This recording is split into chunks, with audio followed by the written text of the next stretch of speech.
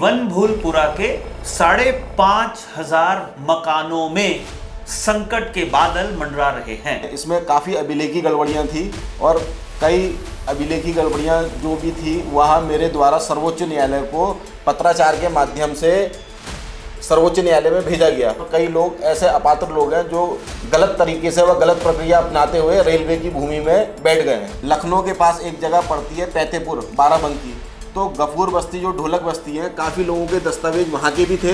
जो रेलवे की भूमि है वो 10, 20, 50, 100 रुपये के स्टाम्पों में क्रय विक्रय करके बाहरी लोगों को वहाँ पे बसावट कराई गई। बाहरी लोगों का मतलब क्या हुआ इसका? तो आपको नहीं लगता कि ये तो राज्य सरकार के अधिकारियों की गलती थी, उनकी नाकामी थी कि वो कुपात्रों को लाभ दे रहे थे? इस काम के पीछे राजनीतिक उद्देश्य भी थे, भूमाफियाओं के आर्थिक उद्देश्य भी थे। यहाँ पर पहले क्या कम जनसंख्या थी, कम लोग रहते थे, अचानक से जनता बढ़ने लग गई, जनसंख्या बढ़ने लग गई। जैसे मैं भाजपा से भी जुड़ा रहा हूँ। मतलब बीजेपी के एक कार्यकर्ता ने इनिशिएटिव लिया कि यहाँ पर जो है वो डेमोग्राफिक चेंज हो रहा है और इसके लिए खड़ा होना है। यहाँ पे वनभूलपुरा में तो चूंकि मुस्लिम लोग ज्यादा हैं, ऐसी जानकारी हमको आई है, इसलिए सरकार और पूरा शासन पूरा साथ दे रहा है।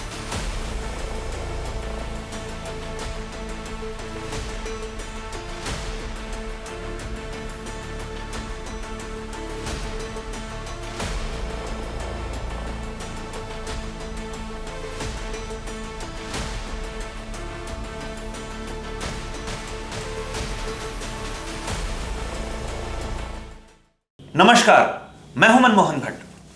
हल्द्वानी का वनभूलपुरा एक बार फिर से सुर्खियों में है। सुर्खियों में वो इसलिए है कि वनभूलपुरा के 5,500 मकानों में संकट के बादल मंडरा रहे हैं। यानी इन मकानों में जो परिवार रहते हैं, हो सकता है उन्हें वनभूलपुरा छोड़ना पड़े।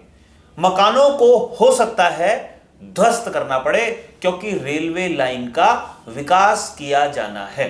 लेकिन यह कहानी कहां से शुरू होती है? इस कहानी के एक किरदार हैं हितेश पांडे, जो सूचना के अधिकार के अधिनियम के अंतर्गत दर्जनों सूचनाएं प्रदेश के अलग अलग हिस्सों से एकत्रित कर चुके हैं। सूचनाओं के आधार पर नैनीताल हाई कोर्ट में हितेश पांडे पहुंचते हैं और उसके बाद जब सुप्रीम कोर्ट में मामला पहुंचता है तो सारी जानकारियां हितेश पांडे सुप्रीम कोर्ट को भी उपलब्ध करा देते हैं। वहां से इनको ग्रीवेंस नंबर भी मिला हुआ है। तो ऐसा कह सकते हैं कि याचिकाकर्ताओं में से एक याचिका इनकी भी ऐसा लगता है मानी गई है, या ऐसा समझा जा सकता है कि सुप्रीम कोर्ट ने इनकी सूचना के आधार पर भी बहुत तथ्यों को गंभीरता के साथ अध्ययन किया है। पांडे साहब, हमारे चैनल में आपका स्वागत है। जो बात मैंने कही है, इस बात को थोड़ा सा और मैं पूछना चाहूंगा, कैसे ये कहानी शुरू होती है वनभूलपुरा की और कैसे नैनीताल हाई कोर्ट से ये प्रकरण सुप्रीम कोर्ट में जाता है, उसका आप उल्लेख कीजिए जरा। मैं इसमें आपको बताना चाहूँगा कि मेरा जो याचिका की जो प्रक्रिया है उसमें रेलवे वाला विषय एक उसका पार्ट है। तो उसमें जब हमने याचिका दाखिल करी थी तो राज्य सरकार द्वारा ने बताया कि वह मामला सर्वोच्च न्यायालय में विचाराधीन है, तो उसको छोड़ा गया।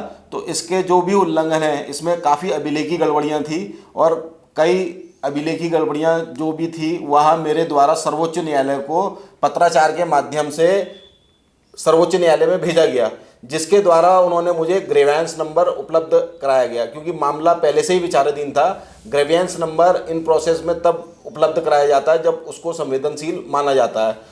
यही सब विषय मैंने सर्वोच्च न्यायालय में भी अवगत कराए थे कि प्रधानमंत्री आवास के अंतर्गत या किसी भी योजना के अंतर्गत केवल पात्र व्यक्तियों को ही उनका वो बनाया जाए, क्योंकि उसमें बहुत ही अभिलेखी गड़बड़ियां हैं और कई लोग ऐसे अपात्र लोग हैं जो गलत तरीके से व गलत प्रक्रिया अपनाते हुए रेलवे की भूमि में बैठ गए हैं।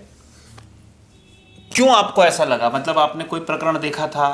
क्या वजह थी कि आपने इस संदर्भ में काम करना शुरू किया कि भाई क्या गड़बड़ियां हैं, प्रधानमंत्री आवास योजना का लाभ कई दूसरे लोगों को मिल रहा है, ये कैसे आपने पकड़ा? मतलब आपकी जानकारी में ये कैसे आया? मैं उस क्षेत्र का पार्षद भी रहा हूँ जो रेलवे भूमि से लगता हुआ रहा है। मेरे क्षेत्र में जो आता है गफूर बस्ती, किदवई नगर, तो जब मैं वहाँ जाता था तो मैं कई बार मेरे पे दस्तावेज ऐसे सामने आए कि वहाँ उन लोगों के जो दस्तावेज हैं, लखनऊ के पास एक जगह पड़ती है पैतेपुर बाराबंकी, तो गफूर बस्ती जो ढोलक बस्ती है, काफ़ी लोगों के दस्तावेज वहाँ के भी थे और यहाँ के भी थे, तो वो कहीं ना कहीं दोहरा लाभ ले रहे थे सरकारी योजनाओं का। तो कई चीज़ें, स्थितियाँ मुझे और भी कई गंभीर पाई गई जो एक तरीके से मौखिक रूप से मुझे प्राप्त हुई। तो उसमें फिर मैंने वर्क करना शुरू करा, क्योंकि जब तक अभिलेख हाथ में नहीं होंगे तो मौखिक साक्ष्य कोई भी उसे स्वीकार नहीं करता। तो उसमें मैंने फिजिकल वर्कआउट तब शुरू करा, तो कई गंभीर उल्लंघन सामने आए। अब जब ये गंभीर उल्लंघन सामने आया तो आप हाई कोर्ट कैसे पहुंचे? मतलब क्या तथ्य आपने उपलब्ध कराए हाई कोर्ट को? हल्द्वानी के अलावा बाकी दूसरे जगहों के भी आपने जानकारियां दुरुस्त करी, इकट्ठी करी, वो भी आप बता रहे थे, वो मुझे बताइए हाई कोर्ट में कैसे पहुंचे? हाई कोर्ट में मेरा मूल पहुंचने का कारण रहा, मैंने रेलवे संबंधित दस्तावेज, जो रेलवे की भूमि है, वो 10, 20, 50, 100 रुपए के स्टाम्पों में क्रय विक्रय करके बाहरी लोगों को वहां पे बसावट कराई गई। बाहरी लोगों का मतलब क्या हुआ? बाहरी लोगों का मतलब, एक तो विधि अनुसार कोई व्यक्ति रजिस्टर्ड लैंड में कोई कॉलोनी में आ रहा है। पहले तो मैं इसमें ये क्लियर करना चाहूँगा, एक तो वैसे उत्तराखंड में वातावरण खराब हो रहा है, बाहरी और स्थानीय।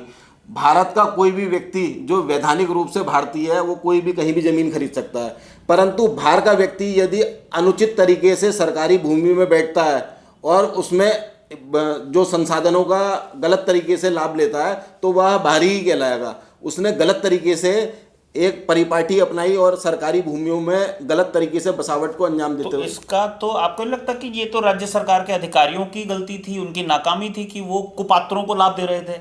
ये बिल्कुल, इसमें बहुत ही यह गंभीर विषय है। जो यहाँ के वास्तविक पात्र थे, उनके अधिकारों का दोहन हुआ, बाहर के लोगों ने इसका लाभ लिया। आज पहाड़ में लोग इतने विषम परिस्थितियों में जीवन यापन कर रहे हैं और बाहर का आदमी इतनी सरलता से, इतनी महत्वपूर्ण और जो कीमती भूमि पे आसानी से बैठ के यहाँ पे योजनाओं का लाभ ले रहा है। जब ये मामला नैनीताल हाई कोर्ट में गया तब वहाँ क्या हुआ? नैनीताल हाई कोर्ट में गया तो पहले उच्च न्यायालय द्वारा भी मेरे से कहा गया, जो पहली बारी में मेरे से कहा गया, इसमें मेरे को साक्ष्य उपलब्ध करा, मतलब माननीय न्यायालय को साक्ष्य उपलब्ध कराए जाए। मेरे को एक टाइम समय सीमा दी गई, तो उसमें मैंने माननीय उच्च न्यायालय को जो भी मेरे पे साक्ष्य थे वो सब उपलब्ध कराए गए। क्या साक्ष्य थे आपके पास? मेरे पे वही 10, 20, 50, 100 रुपए के स्टाम्पों में जो एक इल्लीगल बसावट है, एक कृत्रिम बसावट जिसे कहेंगे, उसको वहाँ पे बसावट कराई गई। कुछ लोग तो वहाँ पे पहले से बहुत सीमित मात्रा में थे, परंतु जो उसके पास कोई हदबंदी ना होने के कारण उसका विस्तार गलत तरीके से और गलत रणनीति के तहत एक गलत मानसिकता के अंतर किया गया। कौन कर रहा था इस काम को? इस काम के पीछे राजनीतिक उद्देश्य भी थे, भूमाफियाओं के आर्थिक उद्देश्य भी थे। तो वो कहीं ना कहीं बगैर संरक्षण के तो संभव नहीं था कि तंत्र भी उसमें आंखें बंद कर ले। कहीं ना कहीं उसमें आर्थिक लाभ भी थे और राजनीतिक लाभ भी थे। कौन दे रहा था राजनीतिक लाभ? बगैर शासन और प्रशासन तंत्र के जो उत्तराखंड राज्य बना, तो उसके बाद जो निरंतरता चलती आ रही है, किसी ने उसमें कार्रवाई नहीं करी। जब तक याचिका पड़ी है उसके बाद उसमें कार्रवाइयाँ शुरू हुई है। तो इसका मतलब कहीं ना कहीं मूक दर्शक तंत्र बना रहा, तो कहीं ना कहीं अप्रत्यक्ष रूप से सभी का योगदान रहा। याचिका कब पड़ी थी? याचिका 2023। याचिका 2023 में पड़ी, और 2023 से पीछे के 23 साल अगर हम निकाल लें, मतलब 23 साल में ये सारी चीजें होती रही। बिल्कुल, 23 साल से पीछे उसमें सारी चीजें होती रही। शायद आपके भी संज्ञान में होगा, 2023 के बाद ही डेमोग्राफी चेंज का विषय आया और उसके बाद कई सरकारी भूमियां भी खाली हुई हैं। ऐसा माननीय मुख्यमंत्री का भी कहना है कि 10,000 हेक्टेयर भूमि करीब खाली कराई गई है। तो यहाँ पर पहले क्या कम जनसंख्या थी, कम लोग रहते थे, अचानक से जनता बढ़ने लग गई, जनसंख्या बढ़ने लग गई, कुछ ऐसा भी देखने में आया सरकारी रिकॉर्ड में, या मतलब सामान्य? देखिए, एक तरीके से समाचार पत्रों के माध्यम से ये चीज़ें तो, और विभिन्न माध्यमों से ये आ रही है कि जनसंख्या यकायक बहुत भारी मात्रा में बढ़ गई। तो एक रजिस्टर्ड लैंड में जो चीज़ें एक वैधानिक प्रक्रिया से बढ़ रही है वो एक अलग विषय हो गया। हमारा उत्तराखंड राज्य जो अमूमन है वह अधिकतर वन क्षेत्र है, उसमें जो कृत्रिम बसावट की गई है तो उसमें मुख्य भूमिका है। जो 90% डेमोग्राफी चेंज जिसे कहेंगे वो सरकारी भूमियों में हुई है। सरकारी भूमि में डेमोग्राफी चेंज हुई है, और सरकारी भूमि से अतिक्रमण हटाने का जिम्मा जो है वो हितेश पांडे ने ले लिया। मैं एक माध्यम हूँ, मैं खाली याचिका में मैंने जो विषय को है किस तरीके से इस चीज़ को प्रक्रिया किया है, अंतिम निर्णय माननीय न्यायालय के माध्यम से और शासन और तंत्र को ही करना है। बस एक मेरा भाव है कि मेरा राज्य जो पहले 25 साल पहले थे वो यथास्थिति में वापस आया। आपको भी किसी ने संरक्षण दिया होगा कि भाई आप इस काम के लिए लगिए और सरकार आपका साथ देगी, शासन आपका साथ देगा, आपके पीछे भी कुछ लोगों का हाथ था इसमें भाई ईश्वरी कृपा थी। वैसे अगर भौतिक रूप से कहेंगे तो मेरे को इसमें मैंने अपने कई लोगों को इसमें अपेक्षा करी थी कि कहीं ना कहीं सहयोग मिलेगा, तो उस हिसाब से मेरे को सहयोग नहीं मिला, पर ईश्वरी कृपा रही जो अभी क्या तक। सहयोग चाहते थे आप? बस यही था कि एक मॉरली सपोर्ट रहे, जिस हिसाब से जो हमारी विचारधारा है। वैसे मैं भाजपा से भी जुड़ा रहा हूँ, तो राष्ट्र प्रथम संगठन अब बोलिए आपने बात। बिल्कुल मैं उससे जुड़ा रहा हूँ। मैं राष्ट्र प्रथम, हाँ। संगठन द्वितीय और व्यक्ति अंतिम।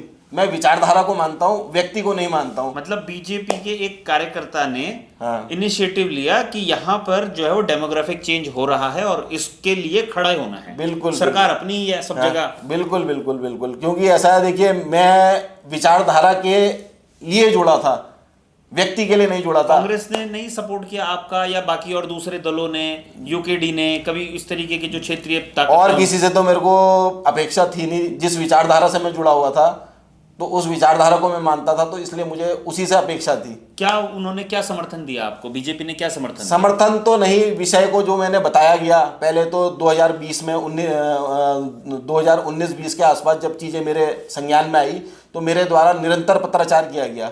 तो उसके बाद जब कहीं कोई मतलब हम ये कह सकते हैं कि आपको सरकार ने, प्रशासन ने और शासन ने जो दस्तावेज आपने मांगे वो सारे उपलब्ध कराए गए। हाँ, हाँ। ताकि आप कोर्ट में उसकी मजबूती से पैरवी कर सकें।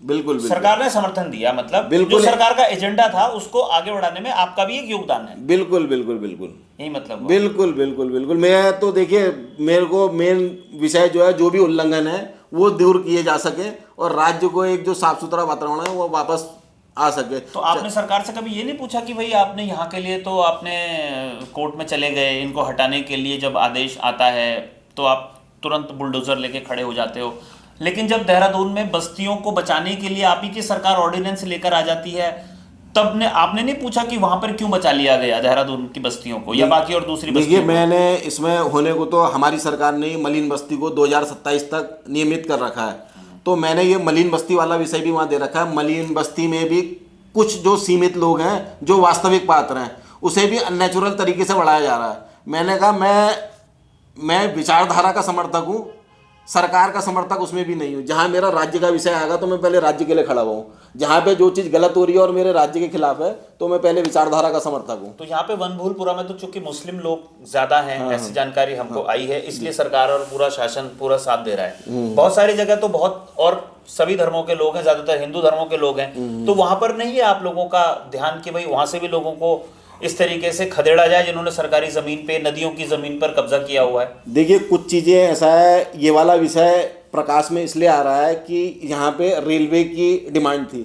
शायद ये भी कुछ ऐसी विषम जगह पे होते हैं तो शायद ये वाला विषय एकदम से इतना उछल के नहीं आता। बस इसको गलत तरीके से प्रस्तुत करते हुए राजनीतिक रंग दिया जा रहा है और धार्मिक रंग दिया जा रहा है। अभी हल्द्वानी में 12-12 मीटर चौड़ा हुआ, तो मैं नहीं समझता हूँ जितने भी जो लोग थे वो शायद 99% सनातन धर्म से रिलेटेड थे, पर उसे धार्मिक जो प्रभावित हुए और हाईवे में भी लगभग लाखों आदमी हाईवे में सनातन धर्म का प्रभावित हो रहा है, पर उसमें कभी यह विषय नहीं आया कि सनातन आदमी प्रभावित हो रहा है। इसमें विशेषकर इस तरीके से चीज़ों को प्रस्तुत किया जा रहा है कि विशेष धर्म के प्रति अन्याय हो रहा है। अब ये बताओ कि कितने लोग इसमें वास्तविक रूप से प्रभावित हो रहे हैं? एक तो सरकारी नंबर है कि 5,500 मकान हैं, 25, 26, 27,000 जनसंख्या है जो कि यहाँ से जिनको हटाया जाना है।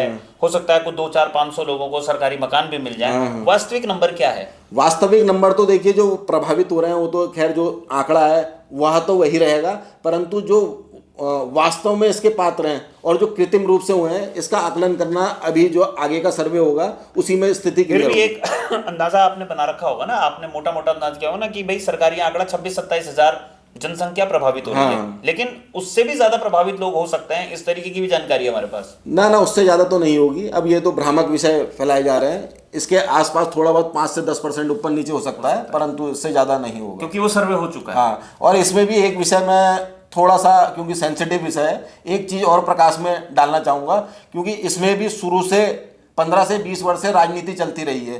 रेलवे के जो बगल में ही भाग था उसमें कई सरकारी भाग थे, जैसे मलिक का बगीचा, सफदर का बगीचा, और भी 2-3 बगीचे थे जिसके नाम मेरे को अभी ध्यान में नहीं आ रहे हैं, वो किसी टाइम पे खाली पड़े हुए थे, उनको भी गलत तरीके से बसावट करी गई। अगर पूर्व में जो भी सरकार रही थी या वोट बैंक के लिए या उनकी मंशा अगर सही रही होती तो वह उनको वहाँ पे पुनर्वास करवा के रेलवे का विस्तारीकरण तब भी हो सकता था, परंतु उनके द्वारा वहाँ पे कृत्रिम बसावट करा दी गई।